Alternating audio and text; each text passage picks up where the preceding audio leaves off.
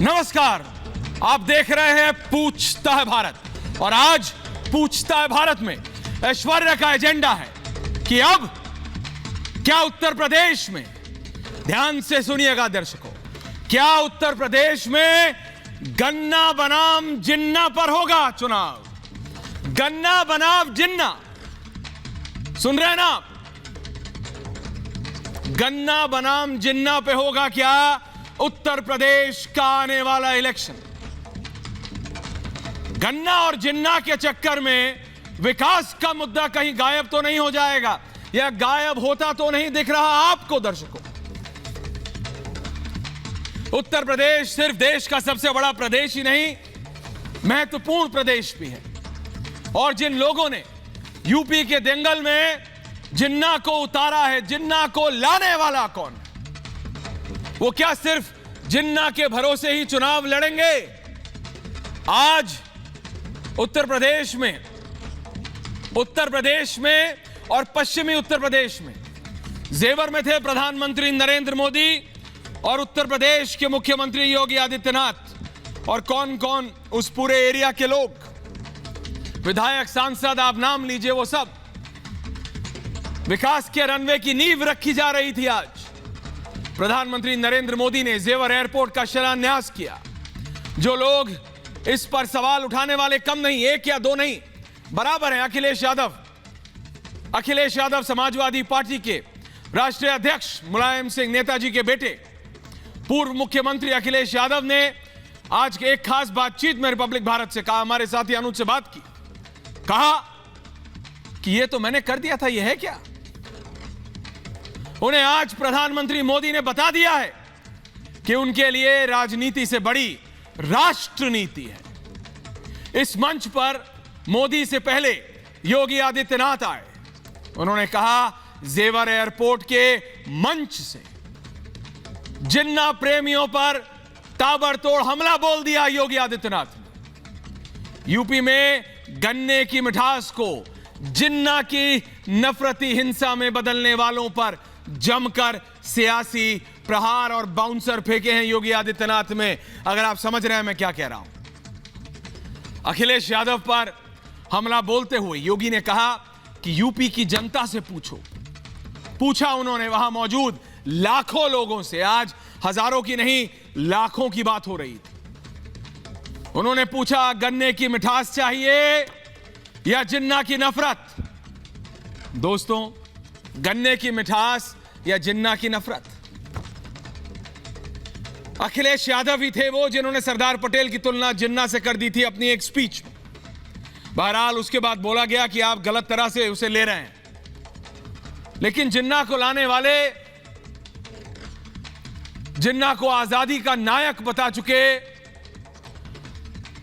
अखिलेश यादव हैं, लेकिन ओम प्रकाश राजभर तो अखिलेश से भी आगे निकल गए। और ये सब किसकी तरफ जाना चाहते हैं? असदुद्दीन ओवैसी साहब। जिन्ना की शान में कसीदे पढ़ते हुए कह डाला राजभर जी ने कि अगर जिन्ना पीएम बनते तो देश का विभाजन नहीं होता। आज मैं उन नेताओं से और उन लोगों से, जब अभी सैयद असीम वकार साहब जुड़ेंगे, गौरव भाटिया जुड़ रहे हैं, धीरेन्द्र सिंह जुड़ रहे हैं, ग्रेटर नोएडा से एमएलए हैं जेवर के, धर्मवीर चौधरी जी, अजय वर्मा अगले कुछ मिनटों में। तो ये देश के दुश्मन जिन्ना पर इतना भरोसा क्यों है भाई?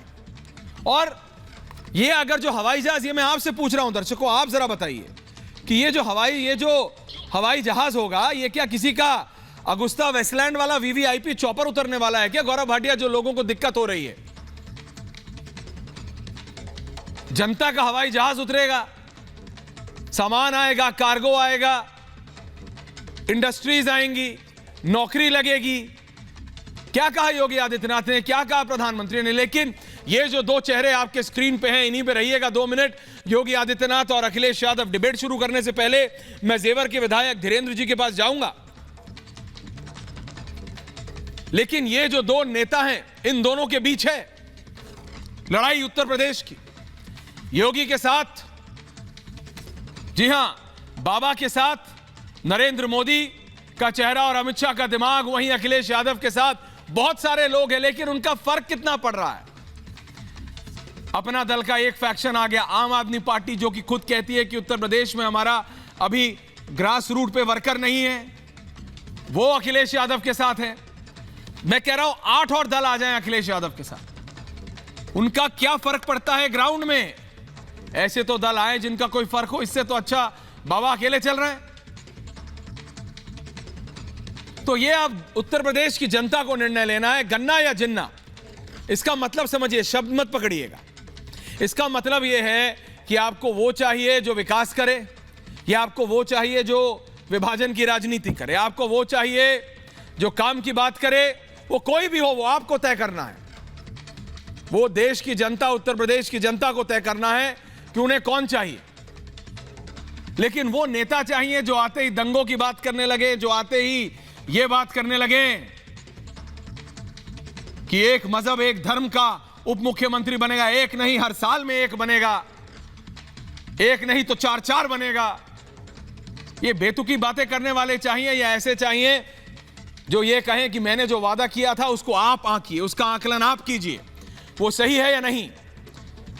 इसी पे आगे अपने डिबेट बढ़ाता हूं। सबसे पहले धीरेन्द्र सिंह जी के पास जा रहा हूं और उसके बाद अपने डिबेट शुरू करूंगा। एमएलए हैं जेवर ग्रेटर नोएडा से, हमारे साथ जुड़े हुए हैं।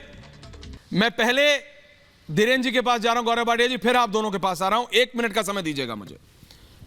धीरेन्द्र जी, डिबेट शुरू करने से पहले, एक दूसरे के ऊपर बोलने से पहले इसलिए आपके पास आ रहा हूं कि जेवर को लोग बहुत पिछड़ा हुआ इलाका मानते थे। 2000, मैं आपको 2000 की बात करता हूं, 2021 में खड़े हैं आप। जब 2000 में हम गौतम बुद्ध नगर में हमने देखा, यहां पे आके स्कूल में थे, सही बता रहा हूं बहुत फ्रैंकली, स्कूल में थे, तो यह कहा जाता था भाई कि नोएडा में भी आधे रास्ते से आगे नहीं जाना।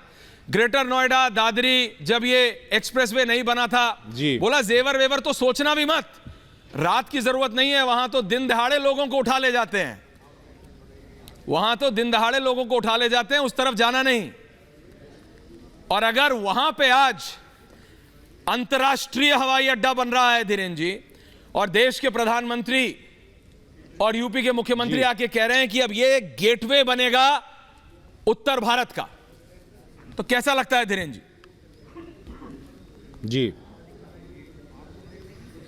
नहीं, मेरे आपके जो सवाल का जवाब है जी, वो आप ही की बात में निहित है। यही तो टीस थी हम लोगों के अंदर कि वह जेवर जिसे बहुत पिछड़ा हुआ क्षेत्र माना जाता था, जब प्रदेश में योगी आदित्यनाथ जी की सरकार आई और मैं यहाँ से विधायक बना, तो बचपन में मैं सोचता था कि मेरे यहाँ के लोगों के लिए रोज़गार का कोई साधन नहीं। सुबह 4 बजे लोग उठकर ट्रेन में बैठकर दिल्ली या हरियाणा नौकरी करने जाया करते थे। तो ये जो टीस थी मेरे दिल में, इसी ने एक माहौल बनाया इस क्षेत्र में। मैंने लोगों को समझाया कि देखिए, जब तक कोई विकास की योजनाएं यहाँ नहीं आएंगी तब तक यह क्षेत्र पिछड़ा हुआ रहेगा। और मैं धन्यवाद करना चाहूँगा अपने प्रदेश के मुख्यमंत्री जी का, जिनकी सोच ने इस जेवर क्षेत्र को एक ऐसा डेस्टिनेशन बनाया जो आने वाले समय में उत्तर प्रदेश की आर्थिक राजधानी बनेगा, और कहीं ना कहीं इस देश के आर्थिक विकास का पहिया भी जेवर से होकर घूमेगा, ऐसा मेरा मानना है। आपने देखा होगा कि बीच में किसानों ने सहमति देने से इनकार कर दिया था सन 2018 में। उस वक्त प्रदेश के मुख्यमंत्री स्वयं किसानों से मिले और उन्हें समझाया, उनका मुआवजा भी बढ़ाया गया। मेरे द्वारा भी किसानों की जो क्वेरीज थी उन्हें दूर किया गया। यहाँ के किसानों को मैं धन्यवाद करना चाहूँगा कि उन्होंने इस प्रदेश के विकास के लिए, क्षेत्र के विकास के लिए, इसके पिछड़ेपन को दूर करने के लिए अपनी। धीरेन्द्र जी, मैं सिर्फ आपको रोक रहा हूं और एक और सवाल पूछ रहा हूं, मुझे पता आपको जाना है, सिर्फ इतना ये कि क्या ये खास है क्या? क्योंकि जब अभी दूसरे पार्टी के नेता और खासकर असीम वकार साहब आएंगे, तो क्या ये एयरपोर्ट क्या कुछ ऐसा खास बनाया गया है क्या? एक धर्म या एक पार्टी के सपोर्ट वालों का ही प्लेन यहां पे लैंड करेगा? क्योंकि ऐसा लगता है कि जो लोग जेवर एयरपोर्ट के विरोध में मतलब उतर आए हैं कि अरे एयरपोर्ट का कुछ होता नहीं, कुछ होता नहीं, क्या कुछ ऐसा खास लगा है क्या? क्योंकि आप वहां के विधायक हैं, आप वहां के लोगों से इंटरेक्ट करते होंगे, तो कुछ ऐसा है क्या कि अगर एक पार्टी का सपोर्ट करोगे तभी तुम्हारा लैंड करेगा प्लेन? धीरेन्द्र जी, कुछ ऐसा खास कराया है क्या आपने?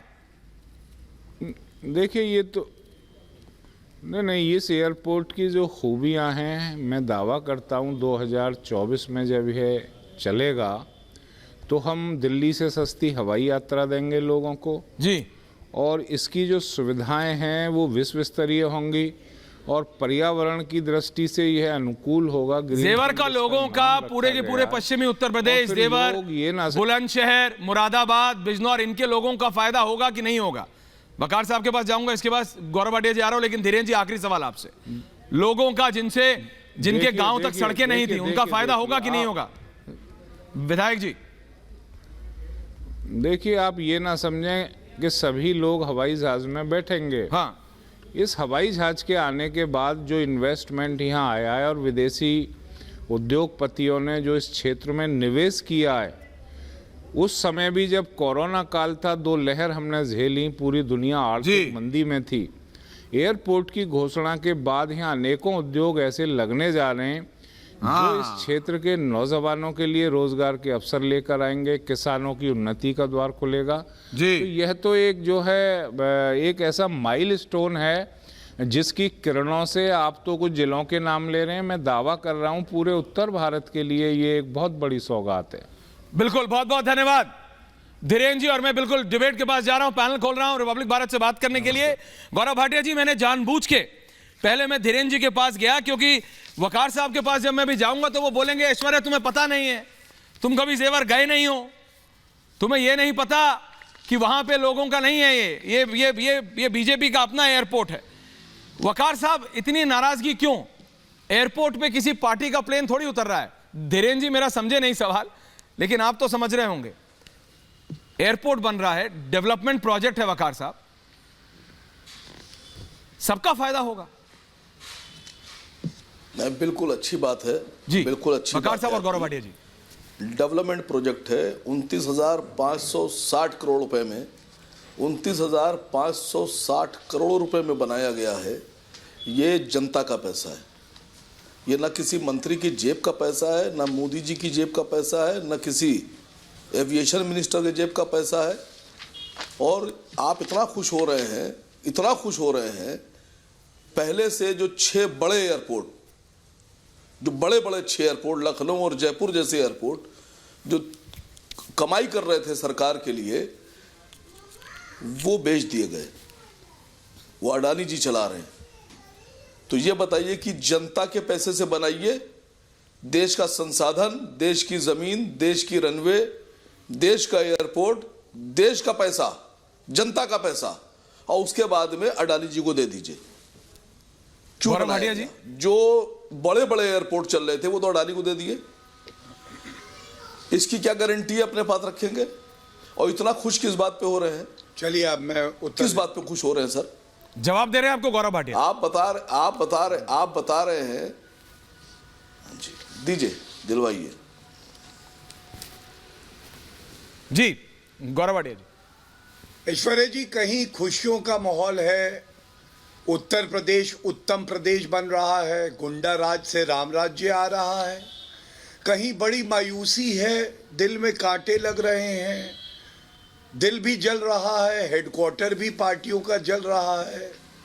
और देखिए कितना बड़ा एक आज शिलान्यास हुआ है चित्रकूट एयरपोर्ट का, पहले हुआ, अब जेवर एयरपोर्ट का 35,000 करोड़ रुपए का निवेश आएगा, 1 लाख रोजगार के अवसर सीधे होंगे और 4 लाख जुड़े हुए रोजगार के अवसर होंगे।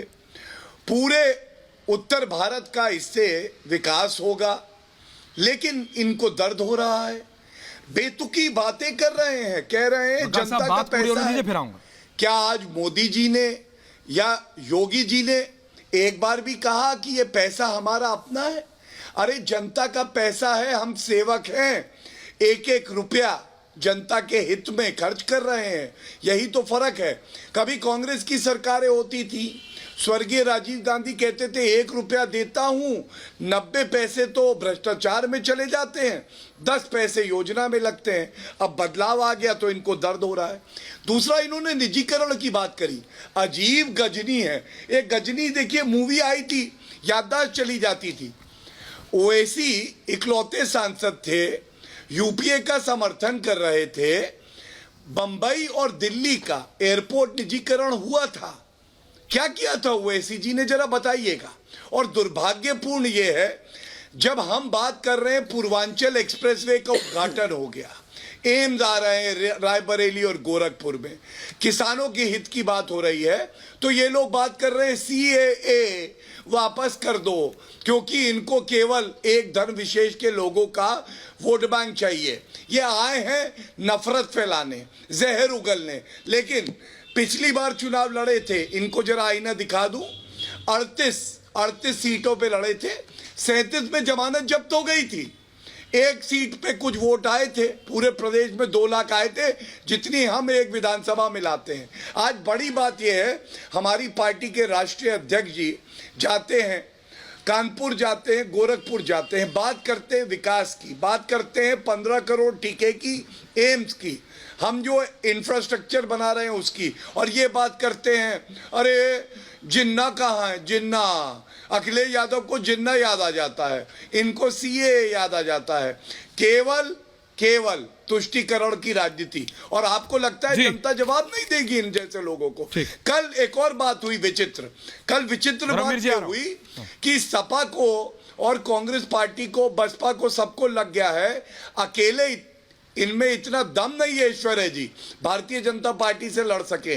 तो अब आप भी आ गई, आम आदमी पार्टी दिल्ली संभल नहीं रहा, उत्तर प्रदेश में कूदे। और ये वही आम आदमी पार्टी, आपके चैनल पर बता दूं, जिन्होंने कहा था मुलायम सिंह यादव जी भ्रष्टाचारी हैं, उनको संसद में घुसने ना दिया जाए। अब ऐसी पार्टी जो रोज पलटू राम की तरह पलटियां मारती है, इनको तो सर्कस में होना चाहिए। ये देश में राजनीति क्यों कर रहे हैं? समझ गया। वकार साहब आप जवाब दीजिए, शारदा जी आ रहा हूं और धर्मवीर चौधरी जी आ रहा हूं। वकार साहब जवाब दे रहे, वकार साहब जवाब दे रहे, फिर मैं जा रहा हूं। वकार साहब नहीं, देखिए बताऊं आपसे, गौरव भाई हमारे दोस्त हैं, इन्हीं ने कहा कि निवेश आएगा, विदेशी बाहर से निवेश आएगा।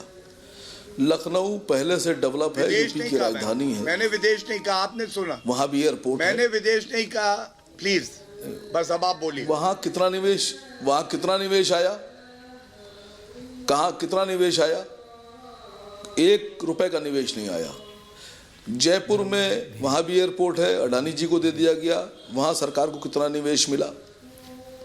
मैं जानना चाह रहा था, कहीं कोई निवेश नहीं आ रहा है। मेरी सीधी सी एक छोटा सा सवाल था कि इसमें खुशी किस बात की? कुछ उत्तर देंगे भैया, किस बात की खुशी आप लोग जाहिर कर रहे हैं? उत्तर दे दीजिए। मुंबई और दिल्ली वाली सरकार के लिए अभी आप सीए की बात कर रहे हैं। सुनिए सर, अभी आप सीए की बात कर रहे हैं। मैं नहीं कर रहा हूं, ओवैसी कर रहे हैं। आसाम में आपने एनआरसी लागू की, मेरा इतने बुरे दिन नहीं आए, ओवैसी ने करी। हाँ सुनिए सर, अरे सुनिए, आपने एनआरसी आसाम में लागू की, 21 लाख लोगों को एनआरसी के दायरे में लाया गया, जिसमें से 14 लाख गैर मुस्लिम हिंदू भाई हमारे, क्या आदिवासी, दलित। 14 लाख मुसलमान नहीं है, 14 लाख कम है। 14 लाख हिंदू जो एनआरसी में आ गए, हम लोग उनकी भी लड़ाई लड़ रहे हैं। हम उन दलितों की लड़ाई लड़ रहे हैं, उन आदिवासियों की लड़ाई लड़ रहे हैं, उन पिछड़ों की लड़ाई लड़ रहे हैं, जिनके खिलाफ ये सीए और एनआरसी कानून बनाया आपने। और लड़ेंगे, आप चिल्लाइए। आप तो किसानों को भी आतंकवादी कह रहे थे। चलिए मैं उत्तर दे दूं, किसानों को भी उग्रवादी। भाटिया जी आ रहा हूं, भाटिया जी आ रहा हूं। धर्मवीर चौधरी बीएसपी के कुछ कहना चाह रहे हैं, और उधर से शारदा साहब को भी ले आइए प्लीज, धीरेन्द्र जी के साथ आ रहा हूं। गौरव जी 1 मिनट में वापस आ रहा हूं। हाँ धर्मवीर चौधरी जी बोलिए चौधरी साहब। वकार साहब कह रहे हैं कि सब तो वही लड़ रहे हैं, आप कहां हैं? इस मुझे बोलने दीजिए। ऐश्वर्य जी हाँ। इस प्रदेश को और खासकर नोएडा को बहन कुमारी मायावती जी ने संघई से भी बड़ा डेवलपमेंट का जो खाका खींचा था इस नोएडा को लेकर के, उसमें हमने पूर्व में ही इस जेवर एयरपोर्ट का डीपीआर बना करके और केंद्र सरकार को जो प्रस्ताव भेजा था, लेकिन केंद्र सरकार कांग्रेस नहीं आप, मैं आपसे ये पूछ रहा हूं धर्मवीर चौधरी जी, एक तो ये 2 वे रखिएगा कम्युनिकेशन। आपके साथ दिक्कत ये है कि मैं ये कह रहा हूं क्या जिन्ना कह के विपक्ष जीतेगा? किन के साथ खड़े हो रहे हैं आप? एयरपोर्ट बन रहा है, मैं फिर ये कहता हूं हाईवे बन नहीं। चौधरी साहब सवाल सुनिए ना। तो आप ऐश्वर्य भाई, शिलान्यास ऐश्वर्य चौधरी भाई, साहब मुझे किसने बोलने रखा, दीजिए। उससे क्या फर्क प्लीज, पड़ता है? मुझे प्लेन बोलने सबके दीजिए। मैं उड़ेंगे, आपकी बात का- सड़क पे गाड़ियां अरे सबकी मैं चलेंगी। आपकी बात का जवाब दे रहा हूं। दीजिए मुझे जनाब, बोलने तो दीजिए, भाई। सुन रहा हूं। मुझे बोलने तो दीजिए, बोलिए चौधरी साहब, बोलिए। मैं बोल रहा हूं, मैं जवाब दे रहा हूं आपकी बात का। तो ये उत्तर प्रदेश के नोएडा को संघई से भी बड़ा डेवलपमेंट का रोड मैप जो बहन जी ने दिया था अपने शासनकाल में, उसमें हमने फार्मूला 1 रेस दी थी, जो भारत में नंबर 1 का ट्रैक सिर्फ नोएडा के अंदर है। ये जो जेवर का डेवलपमेंट पहले किया, यहां से आगरा से, नोएडा से आगरा तक का, इनके प्लान कब उड़ेंगे ये तो भगवान राम को पता होगा, भाटिया जी के। लेकिन हमने यमुना एक्सप्रेस वे पर फाइटर प्लेन उड़ा करके ये साबित कर दिया कि हम नंबर 1 हैं। और अभी ये जो 3 साल से 4 साल से 4.5 पौने 5 साल से भाटिया जी की डबल इंजन की सरकार सो रही थी, ब्रेक लगे हुए थे इसके, ये कहां थे? अब इनको जो है चुनाव की बेला पर याद आ रहा है कि वोट कहां से मिलेंगे। तो प्रधानमंत्री जी और योगी जी जो है शिलान्यास खेल रहे हैं। शारदा जी जवाब दे रहे हैं, उसके बाद आ रहा हूं गौरव बनी जी। अब मैं शांतनु जी आ रहा हूं। जिन्ना के ऊपर रतन शारदा जी आपको जवाब दे रहे जिन्ना हैं। जी की बात बता दूं रतन आपको। शारदा जी आपको जवाब दे रहे हैं, आप बता लीजिएगा, मैं आ रहा हूं फिर। शारदा जी जवाब दे रहे हैं आपको। शारदा जी देखिए, पहले तो मैं इस बात पे खुश हूं कि बीएसपी वाले विकास के मुद्दे पे बहस कर रहे हैं जी। वो भाषाई और कम्युनल बातों पे बहस नहीं कर रहे हैं, इसके लिए मैं उनको क्रेडिट देता हूं। क्योंकि मायावती ने अपने जमाने में एक योजना बनाई थी, उसके लिए बिल्कुल कोई दो राय नहीं है, लेकिन योजना बनाना, उनको लागू करना, इसमें फर्क है। जिस गति से यूपी की सरकार योजनाएं स्थापित कर रही है, लगा रही है, उसको आज तक कोई यूपी का कोई भी मुख्यमंत्री उस गति से नहीं चल पाया था। जहां तक बात है बैठे रुदालियों का, तो मैं ये कहता हूं कि आज से पहले कभी यूपी ने इतनी एम्बिशियस, इतनी विजनरी बातें की थी क्या? यूपी 13वें-14 नंबर पर था इकोनॉमी में, आज नंबर 2 और 3 पे है। यहाँ ये कह रहे हैं एफडीआई कहाँ आया, मैं आपको बता दूं ये एमआईएम वालों को कि पिछले साल 16.92 अरब का डॉलर का आया था इन्वेस्टमेंट, इस साल 27.37 अरब डॉलर का इन्वेस्टमेंट भारत में आया है। तो कहाँ जहां तक एयरपोर्ट बेचने और बेचने का सवाल है, ये लोगों को बेवकूफ बना रहे हैं। तो लोगों के पैसे से एयरपोर्ट बनता है, जो खरीदता सरकार को पैसे देता है, सरकार को पैसे देता है, बीजेपी को नहीं देता, सरकार को देता है। जो कमाई होती है वो भी सरकार को जाती है, वो भी कोई इनके घर में नहीं जाती है। और जिस सरकार ने सड़कें बनाई, बिजली दी, सबको घर में पानी की व्यवस्था कर रहे हैं घर घर में, वहां पर अगर हवाई अड्डे और रेलवे का भी नया ट्रैक बच रहे हैं, नए स्टेशन बन रहे हैं, उसका निश्चित रूप से टूरिज्म पर असर होता है। टूरिज्म सबसे कम पर कैपिटा इनकम के ऊपर करने वाली योजना है जो लोगों को एम्प्लॉयमेंट देती है, उसको आप कैसे नकार सकते हैं? मैं ये पूछ रहा हूं धीरेन्द्र सिंह जी, और फिर मैं डिबेट पे इसलिए जाऊं, ये बीएसपी के हैं चौधरी साहब, ये कह रहे हैं कि भाई जेवर का तो विकास इन्होंने शुरू करा था, तो आप तो विधायक हैं वहां के, बताइए किसने क्या किया था? देखिए धीरेन्द्र जी, ये मेरे सम्मानित साथी हैं, मैं बताता हूँ। हाँ, इन्होंने भट्टा पारसौल के उन किसानों पर गोलियां चलवाई जो अपनी मातृभूमि की रक्षा के लिए इनकी दलाली को रोकना चाहते थे। मायावती बहन चौधरी साहब एक करके को जमीनें आवंटित की 800 रुपए मीटर। चौधरी साहब सभ्यता का परिचय दें, सभ्यता का। चौधरी साहब एक करके, चौधरी साहब के साथ ये दिक्कत है। चौधरी साहब ऊंची आवाज में बोल के नहीं दबा सकते मुझे। और ये जो आपकी बहन जी ने किसानों पर गोलियां चलवाई, ये 4 गुना आपके सारे मंत्री लूट मचाते थे। ग्रेटर नोएडा प्राधिकरण में 10 साल का सीएजी ऑडिट कराया गया, जिसमें 30,000 करोड़ रुपए का घपला मिला है आपके में। चौधरी साहब रिलैक्स, चौधरी साहब रिलैक्स। साधनों को लूटा और आप किसानों के हितैषी बनने। आप विकास की बात करते हैं, विकास हो रहा है मुख्यमंत्री योगी आदित्यनाथ जी के विजन की वजह से। वो उधर कांग्रेस के अजय वर्मा भी बैठे हैं, शांतनु गुप्ता जी भी हैं। आप लोगों ने इस प्रदेश अजय वर्मा जी को लाइए, ये चौधरी साहब के साथ दिक्कत ये धीरेन्द्र जी, ये टू वे कम्युनिकेशन में बिलीव नहीं करते। आपने अजय वर्मा जी कोसों दूर ले जाने का काम किया है विकास आप से। सुन रहे हैं धीरेन्द्र सिंह जी आज आपको जलन इसलिए हो रही है चूंकि योगी आदित्यनाथ जी के नेतृत्व में यह प्रदेश तरक्की की बुलंदियों तक जा रहा है। आप समझ नहीं रहे, एक अंतर्राष्ट्रीय एयरपोर्ट जो एशिया का सबसे बड़ा एयरपोर्ट है वो हिंदुस्तान के जेवर में बनना है। ऐश्वर्या जी, आपको विकास का विरोध करना है। जी। अगर भारतीय जनता पार्टी विकास की बात करती है तो आपको जलन, चौधरी साहब यू नीड टू रिलैक्स। लूट नहीं पा रहे। एक मिनट धीरेन्द्र जी को आपको जलन धीरेन्द्र सिंह जी एक मिनट धीरेन्द्र सिंह जी एक मिनट प्रदेश का बेड़ा एक मिनट का निवेदन धीरेन्द्र सिंह जी एक मिनट। अजय वर्मा जी और जरा उनको लाइए प्लीज। सैयद असीम वकार साहब। अजय वर्मा जी, वकार साहब ने कहा कि सरकार जनता के पैसे से एयरपोर्ट बनता है, बिल्कुल सही। वकार साहब ने कहा कि यह कोई पहली बार थोड़ी बन रहा है, 6 और बने थे, 6 बन के किसी प्राइवेट कंपनी को दे दिए। वकार साहब, अगर यह भी किसी और को दे दोगे तो भी ठीक। लेकिन मैं ये कह रहा हूं, जो मैं वकार साहब से भी आपकी बात पूछूंगा, कि अगर इस एरिया में, इस रीजन में, जैसे धर्मवीर चौधरी साहब बोल रहे, हमने फार्मूला 1 ट्रैक बनवाया था।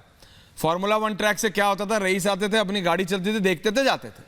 एयरपोर्ट से क्या होगा, फैक्ट्रियां लगेंगी, काम आएगा, कार्गो आएगा, नौकरियां लगेंगी लोगों को।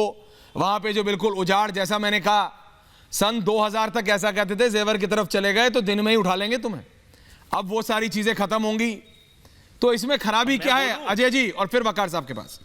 अजय जी बताइए, कांग्रेस को क्या दिक्कत है? देखिए बता रहा हूं ऐश्वर्या जी, जी। धीरेन्द्र जी, और उधर धीरेन्द्र जी को रखिए। हमारे धीरेन्द्र भाई जी हैं और हमारे साथ भट्टा पारसौल की किसान, हमारी लड़ाई भट्टा पारसौल की किसानों की लड़ाई धीरेन्द्र जी की अगुवाई में राहुल जी के साथ लड़ी गई थी। आज ये लकीली बीजेपी से एमएलए और जेवर क्षेत्र से विधायक हैं, बधाई इनको। लेकिन मैं एक बात कह दूं, अडानी साहब देश के नहीं, एशिया के आज सबसे बड़े आदमी हो गए, अंबानी साहब को पछाड़ दिया। एक बात हमारी नोट कर लीजिए, ये एयरपोर्ट जनता के लिए बनाया है, जनता के पैसे से बनाया है। लेकिन आने वाले कल में पूरा होके, अभी से तय कर लीजिए, अडानी साहब के नाम ये एग्रीमेंट हो चुका है और उनको ये सेल हो जाएगा। ये भी आप मान लीजिए। सेल होने से फर्क क्या पड़ता है जनता को? जो 5 रुपए का टिकट है वो 50 में मिलता है।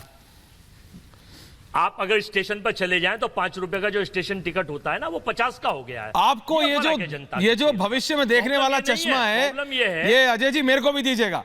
मैं शांतनु जी आपके पास आ रहा हूं, सिर्फ 1 मिनट के लिए वकार साहब के पास जा रहा हूं। वकार साहब, मेरी पूरी सुन लीजिए पहले। नहीं अजय जी आ रहा हूं वापस, की पूरी बात सुन लीजिए। वकार साहब, अजय जी आ रहा हूं, वापस आ रहा हूं। वकार साहब, शांतनु गुप्ता हैं, धीरेन्द्र जी हैं, रतन शारदा जी हैं, वो कह रहे हैं कि वकार साहब, विकास के मसले पे सवाल खड़ा करना जी। और जब आना तो दंगों की बात करना, जब आना तो हिंदू मुसलमान की बात करना, ये कैसे सही है और कैसे देश की जनता और मतलब उत्तर प्रदेश की जनता के सामने जाएंगे आप?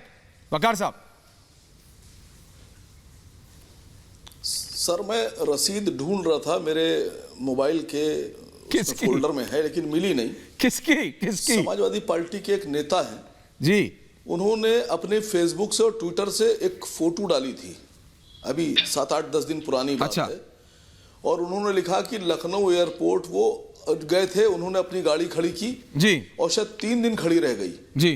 3 दिन के बाद जब छुटाने पहुंचे तो उनको 3900 या 3600 रुपए देना पड़े। हाँ बिल्कुल सही होगा, गलत नहीं है। मैं आपकी बात मानने को तैयार हूं। किसी भी एयरपोर्ट पे इतना हो जाता है, आप ठीक कह रहे हैं सर। हाँ सुनिए सर जी। सर, 3 दिन का किराया आप कितना वसूलेंगे? नहीं, कितना वसूलेंगे 3 दिन का किराया? मैं पूछ रहा हूं आपसे, कितना होना चाहिए 3 दिन का? गाड़ी की पार्किंग का किराया कितना होना चाहिए? मेरा ठेका नहीं चलता है साहब, मुझे क्या पता। घाटा है जनता का। हाँ, तो जानकारी लीजिए, आपकी न्यूज चलती है, आपको लोग देखते हैं। आप नाराज ना हुआ कीजिए मेरी बात। नाराज नहीं हो वकार साहब, मैं तो बात कर रहा हूं, अच्छी बातें बोलता हूं। आप बता, निजी आ रहा हूं Shantanu ji, I am coming to you. Air India बेच दी, एयर इंडिया बिक गई, एयर इंडिया बिक गई, एयरपोर्ट भी आपने बेचा। और जो जनता के लोग एयरपोर्ट जाते थे, गाड़ी खड़ी करते थे 20 रुपए 50 रुपए में, अब उनके तिगने चौगने दाम हो गए। एयरपोर्ट पे एंट्री का जो टिकट 60 रुपए और 70 रुपए का हुआ करता था, वो 10-10 गुना बढ़ा दिया गया। किसका घाटा हो रहा है सर? जनता का पैसा, जनता की जमीन, जनता के एसेट, और उसके बाद में संसाधन जनता के, देश जनता का, सब कुछ जनता का, और जनता की जेब काटी जा रही है। जवाब कोई देने वाला नहीं है। आपको पता है, पहले आप टिकट लेते थे रेलवे का दिल्ली जाने का एसी से, एयर कंडीशन में जब जाते थे 3 टियर में, तो उसमें जो कंबल था, बेडशीट थी, वो मिलती थी। आपको पता है आजकल कितने की मिल रही है? आप बताते हैं हवाई चप्पल वाला हवाई जहाज में चलेगा। एक दिल्ली की ट्रेन में 3 टियर में जो बेडरोल है कंबल के साथ, वो 300 रुपए का है सर, 300 रुपए का। 300 रुपए का, 300 रुपीज। शांतनु गुप्ता जवाब दीजिए, लिख कर आपको मिलता है। शांतनु जी, सर आप मेरी शांतनु जी, मैं जनता की बात कर रहा हूँ जी बिल्कुल। आप ऐश्वर्या जी, आपका नहीं, आपका काम मैं कर रहा हूँ सर। नहीं, आपको वो जवाब दे रहे हैं, बीजेपी आपको जवाब दे रही है। आवाम कह रही है कि आप बीजेपी नहीं, सॉरी, शांतनु गुप्ता लेखक है, लड़ेंगे, सॉरी, शांतनु गुप्ता, शांतनु गुप्ता आपको, अरे वकार साहब, सारा मेरा काम कर लीजिएगा तो छोड़िएगा कि नहीं? रिलैक्स वकार साहब, आप तो पानी पीते रहते हैं, आप तो बिल्कुल मतलब हाइड्रेटेड पर्सनालिटी हैं। तनख्वाह छोड़ देंगे सर, हम तनख्वाह आपकी छोड़ देंगे। अरे आप पानी पी रहे हो, रिलैक्स करिए। अभी हाँ, शांतनु जी, शांतनु सवाल मेरे ख्याल से वकार साहब को अच्छी तरह पता है कि दुनिया के जितने बड़े एयरपोर्ट हैं वो पीपीपी मोड में चलते हैं। भारत के जितने एयरपोर्ट हैं वो उसमें एयरपोर्ट अथॉरिटी ऑफ इंडिया का 25% से 50% शेयर है, और बड़ी बड़ी कंपनियां जैसे जेएमआर, अदानी, ज्यूरिक एजी उनको मेंटेन करती हैं। देखिए, ये जो एयरपोर्ट है जो आ रहा है, ये इसमें अदानी ने भी बिड किया था इसमें, लेकिन अदानी को नहीं मिला, ये ज्यूरिक एजी को मिल गया। ये बात नहीं बोलेंगे क्योंकि उनकी टेक्निकल बिड अच्छी थी, कि उनकी फाइनेंशियल बिड अच्छी थी। वकार साहब सुन रहे हैं? कौन सी व्यवस्था में रहना चाह रहे हैं, कौन सी जानकारी है, कौन सी जानकारी नहीं है, कौन से आप रूढ़िवादी नेहरूवियन सोशलिज्म में ले जा रहे हैं भारत को, मुझे नहीं पता। लेकिन पूरे दुनिया में एयरपोर्ट ऐसे चलते हैं, और जब ये एयरपोर्ट आ जाएगा, जैसे शायद धीरेन्द्र जी ने कहा, इससे करीब 1 लाख तो नौकरियां वहीं लगेंगी और पूरे एरिया का विकास होगा। आपको पता है ऐश्वर्या, गुड़गांव और मानेसर का डेवलपमेंट, क्योंकि जो हमारा जो इंदिरा गांधी एयरपोर्ट है, और जब ये आ जाएगा तो केवल जो 7-8 जिले हैं वो तो लबालब हो जाएंगे। इतना काम रहेगा। तो मतलब मंदिर बनवाए तो इनको दिक्कत है, हाईवेज बनवाए तो इनको दिक्कत है, एयरपोर्ट बनवाए तो इनको दिक्कत है। अखिलेश यादव तो नोएडा आते नहीं थे, कहते नोएडा मनहूस है, अगर मैं नोएडा आऊंगा तो चुनाव हार जाऊंगा। और अतुल जी किधर है? अतुल जी, योगी जी की, अतुल सक्सेना, समाजवादी पार्टी जी की जोड़ी ने एशिया का सबसे बड़ा एयरपोर्ट दे डाला। एक आदमी के लिए मनहूस था, एक आदमी ने एशिया का सबसे बड़ा एयरपोर्ट दे डाला। जनता देख रही है मेरे ख्याल से। अतुल सक्सेना जी, शांतनु गुप्ता कह रहे हैं कि आपके नेता तो नोएडा आते ही नहीं थे। गलत है क्या? गलत है क्या? गलत फैक्ट दे रहे हैं क्या? ऐश्वर्या जी, आपसे पूछ रहा हूं अतुल जी। सबसे पहले तो मैं आपका धन्यवाद कर, अब सुन लीजिए ना। जी बोलिए सक्सेना साहब। सबसे पहले तो मैं आपका धन्यवाद देना चाहता हूँ धीरेन्द्र जी को कि आपको पता लगा डिबेट में मैं भी बैठा हूँ। नहीं अतुल जी, कई बार वेट करना पड़ जाता, माफी चाहता हूँ जी। ये तो कोई बात नहीं, कोई बात नहीं, माफी की कोई बात नहीं है। ऐश्वर्या जी, दूसरा मैं ये कहना चाहता हूँ, देखिए भाजपा की घबराहट तो स्वाभाविक है क्योंकि उनकी सत्ता जाने वाली है, परंतु आपकी घबराहट मेरे को समझ नहीं आता कि समाजवादी पार्टी का पक्ष आप ठीक से रखने नहीं देते। एनीवे, अब ये बात जो आती है, आप बात करें किसानों के जेवर बिक गए, किसानों की जेवर बिक गए, और जेवर बताइए नोएडा मनहूस क्यों था आपके लिए? मैं आपसे पूछ रहा हूँ, आप कुछ और बता रहे हैं। नोएडा मनहूस क्यों था आपके लिए? अखिलेश यादव क्यों नहीं आते थे नोएडा? नहीं, आप ये बताइए कि जो प्रोग्राम है आपके, वो आपने जो जेवर में आज कार्यक्रम, नोएडा मनहूस था क्या? नोएडा मनहूस था, उसमें तो एशिया का सबसे बड़ा एयरपोर्ट खुल रहा है। अभी जो सफाई स्वच्छता की रैंकिंग है उसमें नोएडा टॉप 10 में आ गया है। आप कहते थे नोएडा मनहूस है। अरे नहीं, योगी जी क्या उत्तर प्रदेश की हर जिले में जा चुके हैं क्या? नहीं, आप अपने योगी जी पहले ऐसे मुख्यमंत्री जो 75 जिलों का दौरा कर चुके हैं। कोई अच्छा योगी जी ऐश्वर्या उत्तर प्रदेश के पहले ऐसे मुख्यमंत्री हैं जो पूरे 75 जिलों का उन्होंने पहले 16 महीने में दौरा कर लिया। एक सेकंड शारदा साहब, अगर मैं गलत नहीं हूं, एक सेकंड वकार साहब आपके पास आऊंगा, लेकिन शारदा जी के पास जा रहा हूं, धीरेन्द्र जी, और फिर आपसे पूछूंगा। आप तो शारदा साहब, ये तो सिर्फ शायद एसपी की दिक्कत नहीं थी, शायद बीएसपी की भी दिक्कत थी for the longest period of time. Ratan Sharda ji, ये तो शायद बहन जी के साथ भी था कि नोएडा से ग्रेटर नोएडा हो जाती थी, गाजियाबाद हो जाती थी, नोएडा नहीं। शायद सेकंड टर्म में थोड़ा सा चेंज किया था उन्होंने। मशहूर था यूपी में कि जो नोएडा में जाएगा दोबारा सत्ता पर नहीं आएगा। ये एक बहुत दुखद फैक्ट है जिसको सभी मानते हैं, चाहे ओपनली नहीं कहते हैं। हम सभी जितने प्रगतिवाद बनते हैं, वास्तव में सारी इस तरह की जंतर मंतर, इस तरह की ज्योतिष विद्या और क्या क्या मनुष्यत को मानते हैं, ये सारे राजनीतिक जानते हैं। अभी ये बात कर रहे हैं एसपी वाले, एसपी के नेता तो लोकसभा चौधरी साहब बंद कर दीजिए, पार्लियामेंट में जाते ही नहीं थे। एक एक करके चौधरी साहब, मैं बड़ा विकास पे ध्यान देता था।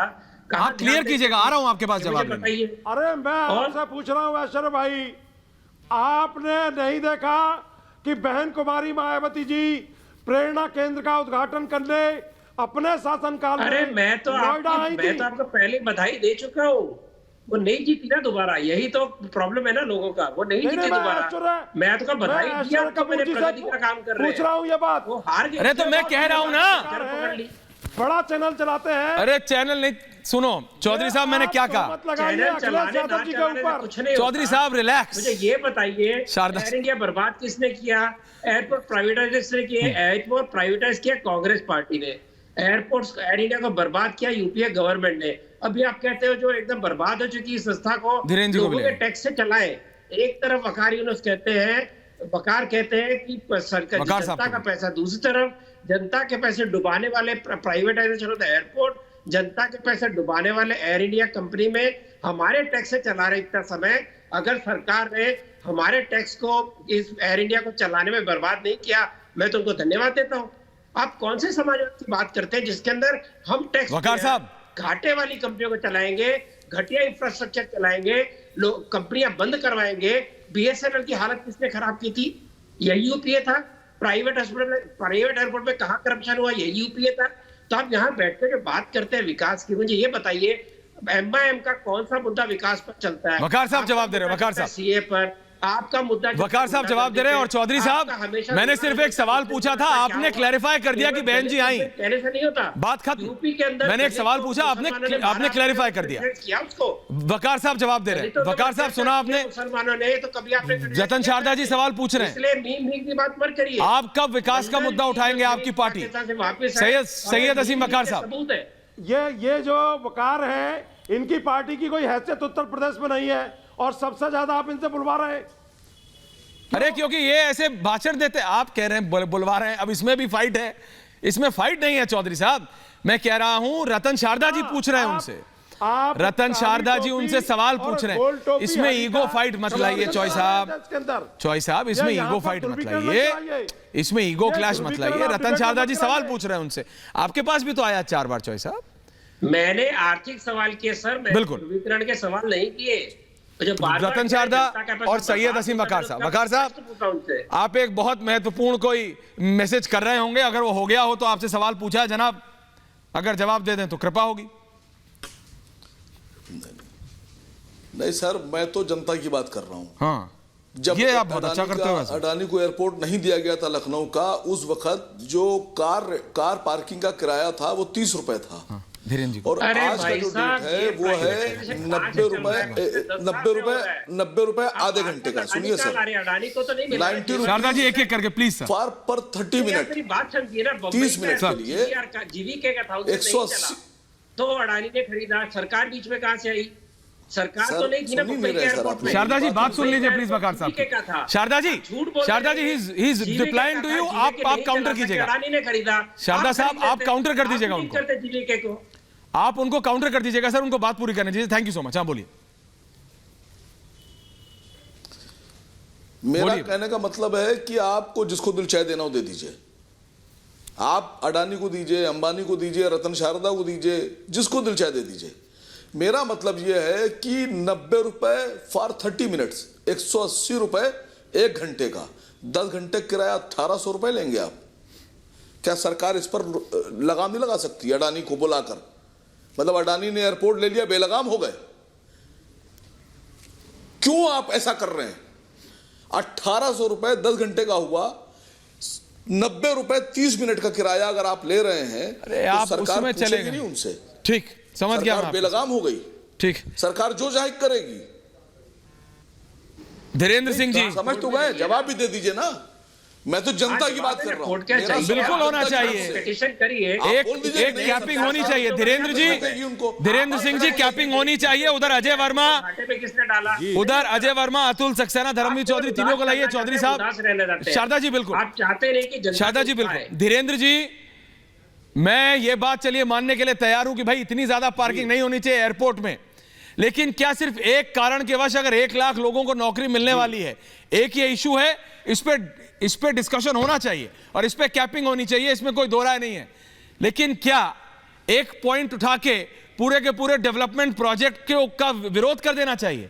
1 लाख लोगों को नौकरी मिलेगी, न जाने और कितने डेवलपमेंट प्रोजेक्ट आएंगे एक एयरपोर्ट के चलते। धीरेन्द्र सिंह, बिजली डिस्कॉम कंपनियों को, धीरेन्द्र जी तो आपने बहुत महत्वपूर्ण बिंदु पे उठाई थी, लेकिन हमारे जो साथी मित्र हैं वो इस चर्चा को भटकाने का प्रयास अतुल जी रिलैक्स।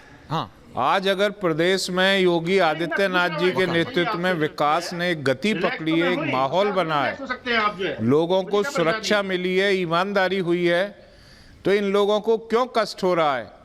अब अभी एक मेरे साथी मित्र बोल रहे थे, समाजवादी की सरकार में जब इनके खनन मंत्री के यहाँ छापा पड़ा जी, तो उनकी तिजोरियों से इतनी अतुल जी सुन लीजिए, नहीं तो मुझे चुप करना पड़ेगा। खनन विभाग का बजट भी नहीं था। तो प्रदेश को लूटने वाले लोग, प्रदेश को जातियों में बांटने वाले लोग, इन लोगों को आपने क्यों चर्चा में बिठाया? ये तो चर्चा को भटकाने का प्रयास कर रहे हैं। आज प्रदेश और देश तरक्की के पथ पर अग्रसर है, इन्हें इस बात से खतरा हो रहा है कि इनकी दुकानें कैसे चलेंगी। तो मैं अपने साथी से कह रहा हूं कि आप लोग इस विकास की गति में शामिल हों, और अगर एयरपोर्ट पर पार्किंग शुल्क बढ़ाया गया तो हम आपकी बात सरकार तक पहुंचाएंगे। नमस्कार। चौधरी साहब, धीरेन्द्र सिंह जी, रतन शारदा जी, मेरा सिर्फ इतना कहना है वकार साहब कि बात कोई भी हो जो आपने उठाया कि भैया इतना किराया नहीं होना चाहिए, मैं आपकी बात मानता हूं, लेकिन अल्टीमेटली सवाल यह है कि डेवलपमेंट प्रोजेक्ट का विरोध नहीं होना चाहिए। आप सबको एक साथ आ जाना चाहिए जनता के लिए। बहुत बहुत धन्यवाद। आप सबका पूछता है भारत में।